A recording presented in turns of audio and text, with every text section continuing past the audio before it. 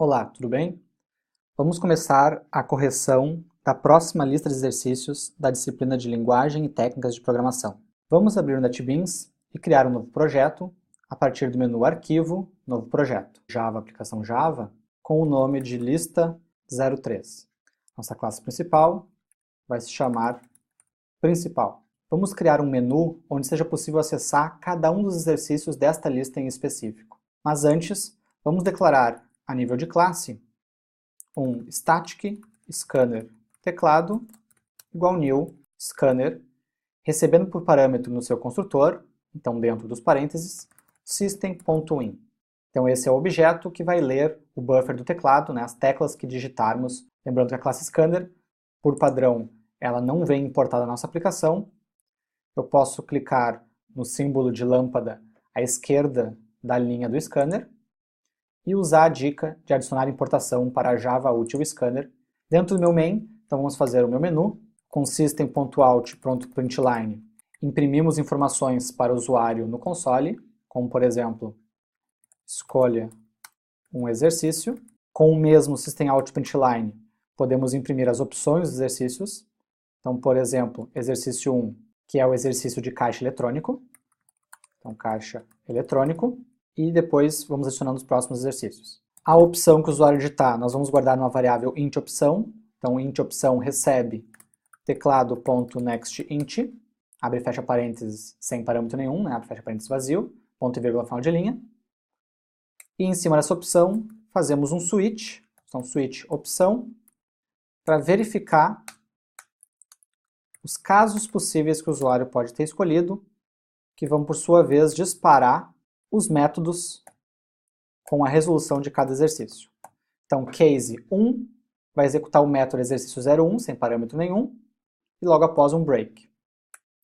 Também vamos fazer um case default, vai imprimir a informação de opção inválida, também vai ter um break no default. E esse exercício 01, por padrão, ele é um método que não existe ainda.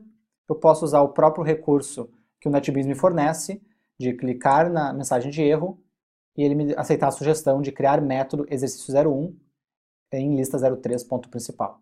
Então ele cria aqui embaixo o exercício para mim, certo?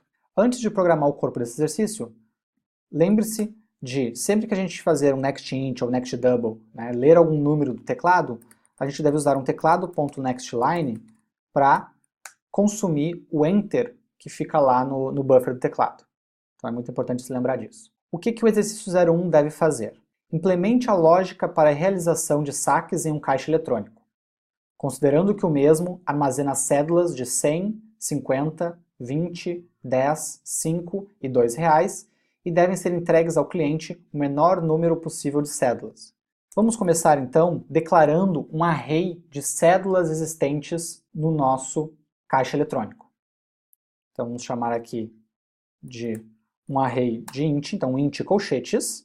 O nome desse array vai ser cédulas, que vai receber um novo int colchetes de 6 posições, uma para cada cédula.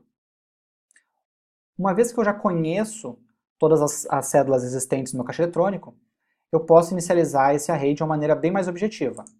Int colchetes cédulas recebe, abre e fecha chaves, eu coloco as cédulas aqui, 100, 50, 20, 10, 5 e 2, na ordem que eu quero que elas sejam armazenadas.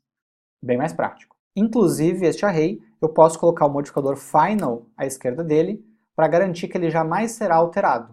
Ele vai ser uma constante do meu sistema.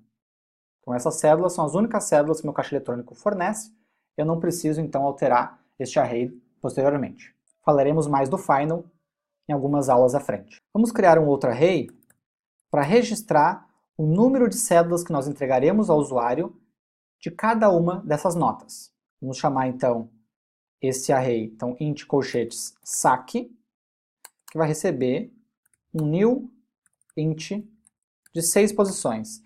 Então na posição 0 vai ser o número de notas de 100 entregues, na posição 1 o número de notas de 50 entregues e assim sucessivamente. Agora vamos imprimir na tela a pergunta de quanto você deseja sacar. Então, system.out.println, quanto você deseja sacar, entre aspas. Vamos ler quanto o usuário deseja sacar através de um int valor recebe teclado.nextInt. Vamos eliminar o enter do buffer do teclado com teclado.nextLine.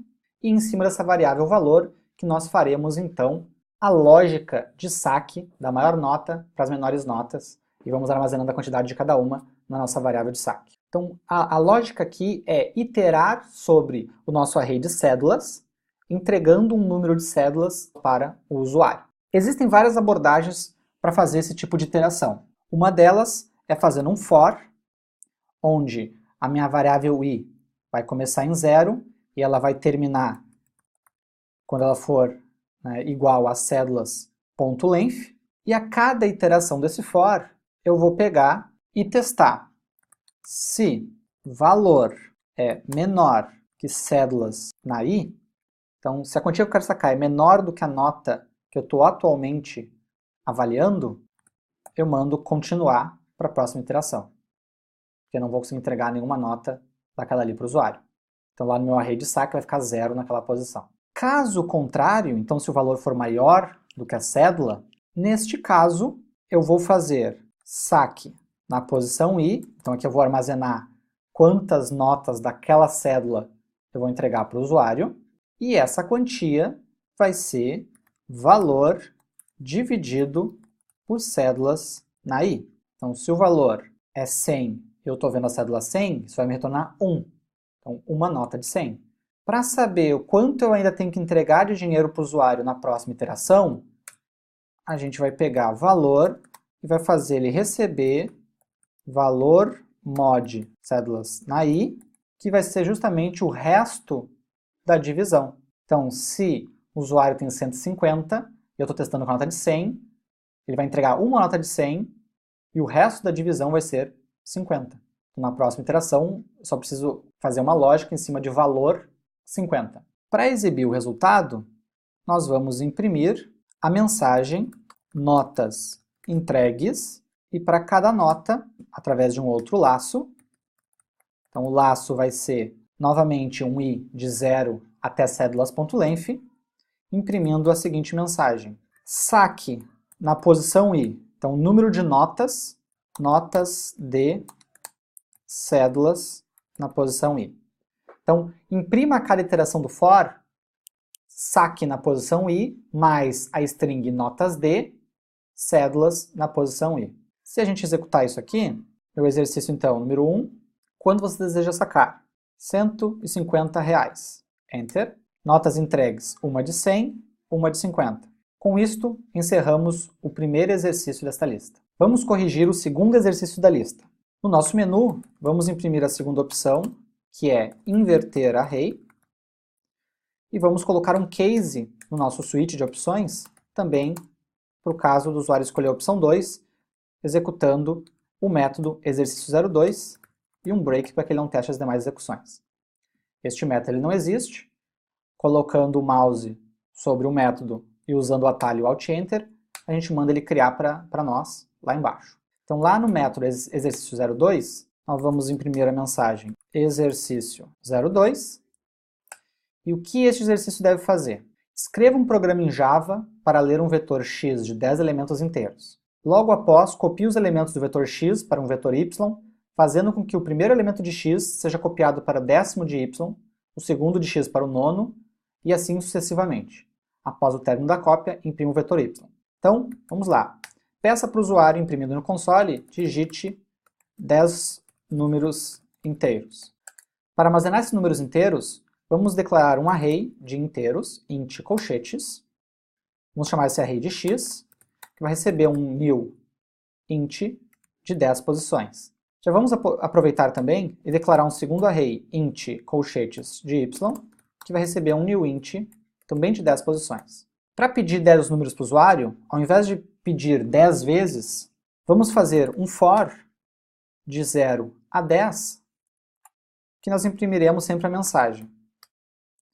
Digite próximo número. O usuário digita, a gente guarda em x na posição i o que vier em teclado nextInt. Após o teclado nextInt, vamos dar um teclado nextLine também, para limpar o buffer. Depois deste for, Aqui precisaremos fazer um for um pouco diferente. Teremos um iterador do início ao fim de x e um iterador do fim para o início de y. Então esse é um for com duas variáveis de iteração. Então, vamos declarar um for onde eu vou ter um int i que começa em 0, vírgula, um j que começa em 9, ponto e vírgula. Então declaramos aqui as duas variáveis de iteração. Condição de parada, o i, enquanto o i for menor que 10, o for vai resolvendo, e, em lógica e, o j for maior ou igual a 0, o for vai executando. Ponto e vírgula. Por fim, o incremento de i, vírgula, o decremento de j, j menos menos.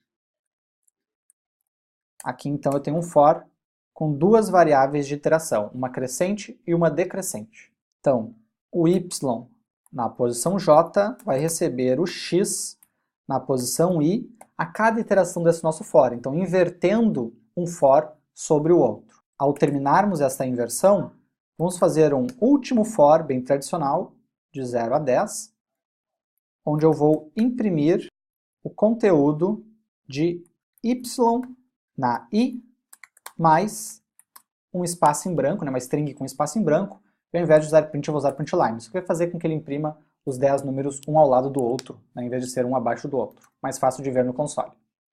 Vamos testar? Botão de play, exercício 02, que é inverter array, digite 10 números inteiros. Então lá, vou colocar os números em ordem mesmo, para ser bem simples de visualizar. Então 1, 2, 3, 4, 5, 6, 7, 8, 9 e 10. Quando eu desce Enter, ele vai inverter esse array sobre o outro array e imprimir o segundo invertido. Imprimiu o segundo array invertido, então nosso exercício 02 está funcionando. Vamos corrigir o terceiro exercício da lista? No nosso menu, vamos adicionar a terceira opção com system.out println, que vai se chamar encontrar x. No switch de opções, vamos adicionar um case da opção 3, chamando um método que ainda não existe, chamado exercício 03, sem esquecer do break.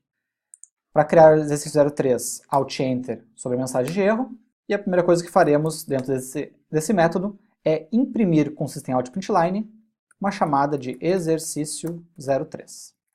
O que esse exercício deve fazer? Escreva um programa em Java para ler um vetor A de 10 elementos inteiros e um valor x. A seguir, imprimir os índices do vetor A em que aparece um valor igual a x. Então o primeiro passo é pedir para o usuário digitar 10 números inteiros guardando no vetor A. Exatamente o que a gente fez no exercício 02.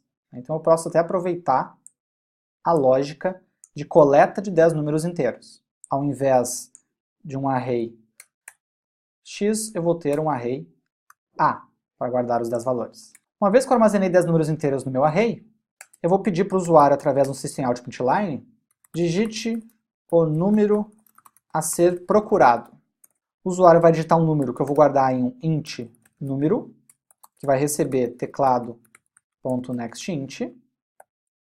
Não esquecer do teclado.nextLine para limpar o buffer. E esse número eu vou procurar as ocorrências dele no meu array A. Então vamos fazer um for de 0 a 10, em que eu vou testar se meu array A na posição I possui um número igual ao número que o usuário quer encontrar. Eu vou imprimir número encontrado na posição, daí eu vou concatenar com a minha string, o sinal de mais, na posição I. Então sempre que eu encontrar o número dentro do array A, eu vou imprimir número encontrado na posição e a posição que eu encontrei. Bem simples, exatamente isso que o exercício pede. Vamos testar. Exercício 03, digite os 10 números inteiros. Então aqui vamos colocar 1, 2, 3. Vou fazer em ordem aqui para ficar bem simples de verificar se funcionou ou não. Então tem os números de 1 a 10 nas posições de 0 a 9.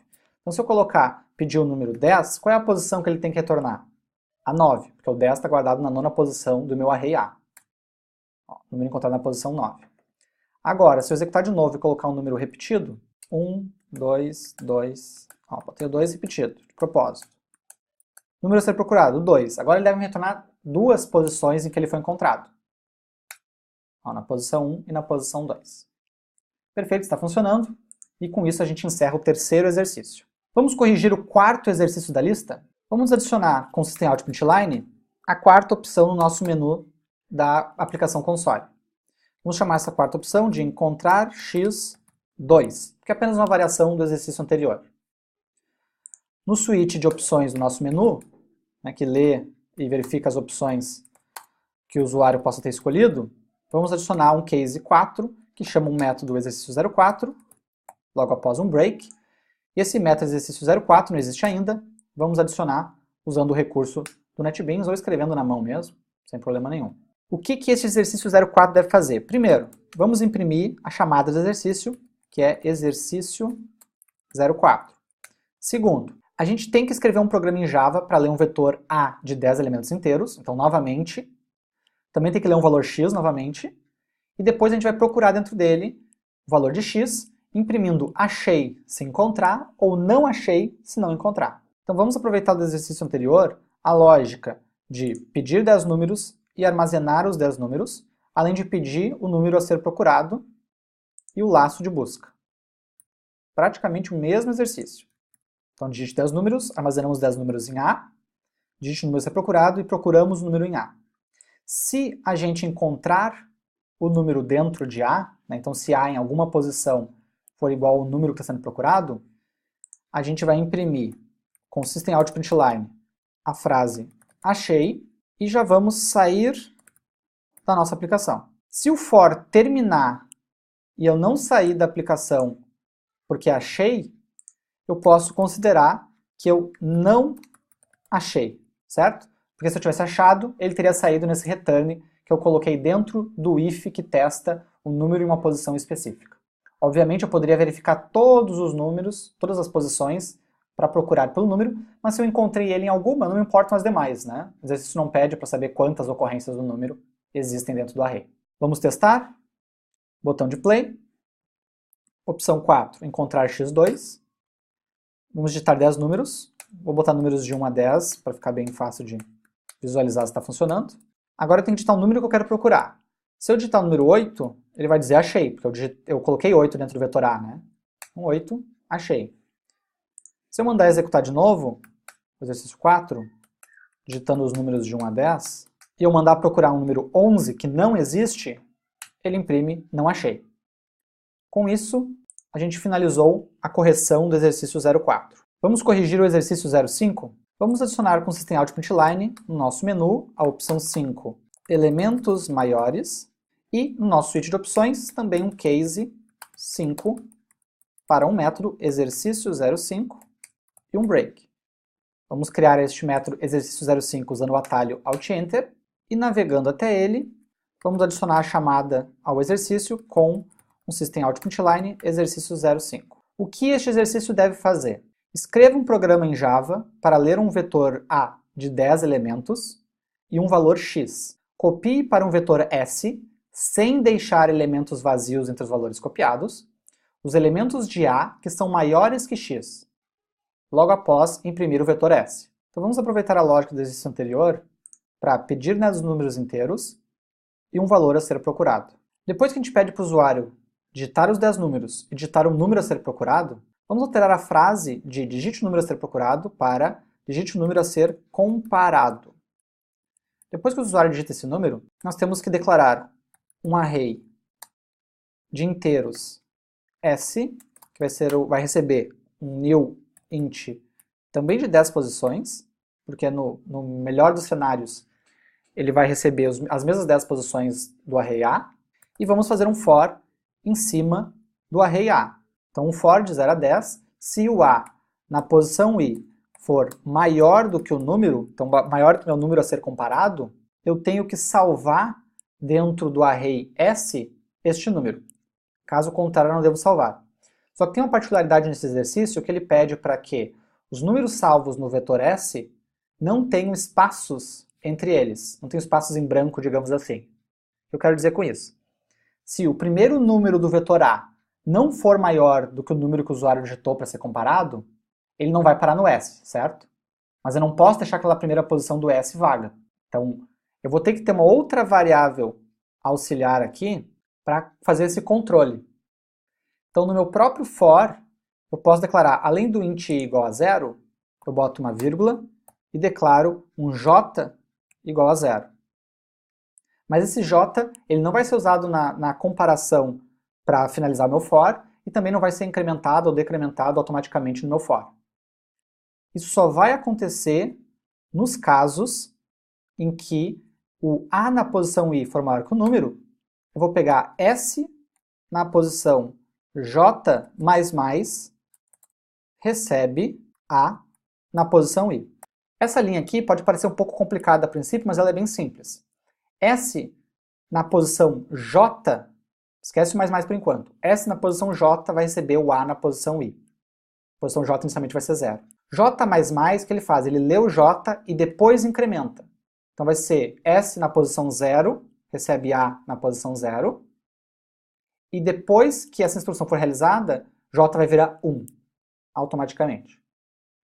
Como esse j não está atrelado ao i, meu for vai percorrer todas as posições de a, mas não necessariamente meu j vai percorrer todas as posições de s. Ao terminar essa transposição de elementos de a que são maiores do que o número a ser comparado, para o array s, a gente tem que imprimir o s. Então a gente faz um último for, onde eu vou usar um systemoutprint, ao invés de println, de s na posição i, e mais uma string de espaço em branco para que eles não fiquem todos grudados. Então eu vou imprimir os 10 números de s. Não vai haver espaço em branco entre os números, mas obviamente no final do meu array é bem possível que existam alguns espaços em branco, conforme o número de inteiros que eram maiores do que o número a ser comparado que o usuário determinou. Se eu testar agora esse exercício, ele já deve estar funcionando. Dou um play, opção 5, elementos maiores. Vamos adicionar 10 números inteiros, vou colocar em sequência para ser fácil de acompanhar o raciocínio. Número a ser comparado. Se eu colocar o número 5, meu array S tem que ter os elementos 6, 7, 8, 9 e 10. Certo? Então, ó, meu array S ficou com os elementos 6, 7, 8, 9 e 10 e os demais elementos zerados. Então está funcionando. Com isso, a gente encerra o exercício 05. Vamos fazer a correção do exercício 06. No nosso menu, vamos imprimir uma nova opção, 6, array dinâmico. Vamos adicionar também no nosso suíte de opções um case 6, exercício 06. Então o case 6 vai executar um método exercício 06 com um break. Vamos criar este método e, se eu segurar Ctrl e clicar no nome do método, ele navega até o mesmo. Dentro do método exercício 06, vamos imprimir a mensagem exercício 06, né, que é a nossa chamada do nosso método, né, o título do nosso método. E o que ele deve fazer? Escreva um programa em Java para ler a quantidade de elementos que serão armazenados em um vetor A. Crie um vetor com tamanho apropriado. Depois o programa deve solicitar os números conforme a quantidade informada pelo usuário e armazená-los no vetor A. Então vamos pedir para o usuário, com um systemoutprintln, digite a quantidade de números. Essa quantidade que ele digitar vai ser armazenada numa variável inteira quantidade, então int quantidade, recebe teclado.nextInt, então vamos colocar aqui um teclado nextLine logo na sequência para limpar o buffer. Esta variável quantidade nós vamos usar para declarar um array de inteiros. Então int colchetes a, meu array de inteiros vai chamar a, recebe newInt com quantidade de posições. Então eu não vou colocar um número literal aqui. O que vai dentro dos meus colchetes, que determina o tamanho do meu array, vai ser a variável quantidade. Então eu vou ter aqui um array, vamos dizer assim, dinâmico, né, conforme o gosto do usuário. Também essa variável quantidade nós vamos utilizar para pedir que ele digite n números. Então vamos colocar uma mensagem, agora digite os números. E como a gente não sabe a quantidade de elementos para pedir com mensagens estáticas, nós vamos usar um for de i até quantidade, então i igual a 0, i menor que quantidade, i mais, no nosso for. A gente imprime com o systemoutprint próximo número e guarda em a na posição i, né, recebe teclado.nextInt. Então nota que o for ficou dinâmico, o array ficou dinâmico, ambos com base na quantidade digitada pelo usuário no início da execução do programa. Nosso array A vai ter armazenado os números digitados pelo usuário, os n números digitados pelo usuário. Um truque para imprimir facilmente arrays no console, sem precisar de um for, é usando a classe arrays.toString e passando o nosso array dentro. Esse arrays.toString vai tornar uma string. Se eu usar um systemout.println e passar ele por parâmetro, né? Então systemout.println arrays, com A maiúsculo, arrays.toString passando meu array, ele vai imprimir no console meus elementos. Então só para verificar se de fato eu consegui armazenar os valores digitados pelo usuário. Então vamos testar? Clica no play verde, opção 6, array dinâmico, quantidade de números. 4 números, primeiro número, 1, 2, 3, 4. Quando eu der esse Enter aqui, o que ele vai ter que acontecer? Vai ter que me imprimir o conteúdo do array A, e se eu conseguir salvar corretamente os números no array A, ele vai aparecer os 4 números. Então aqui os 4 números, esse é o resultado daquele método arrays.toString que eu mostrei para vocês. Com isso, a gente encerra a correção do exercício 06.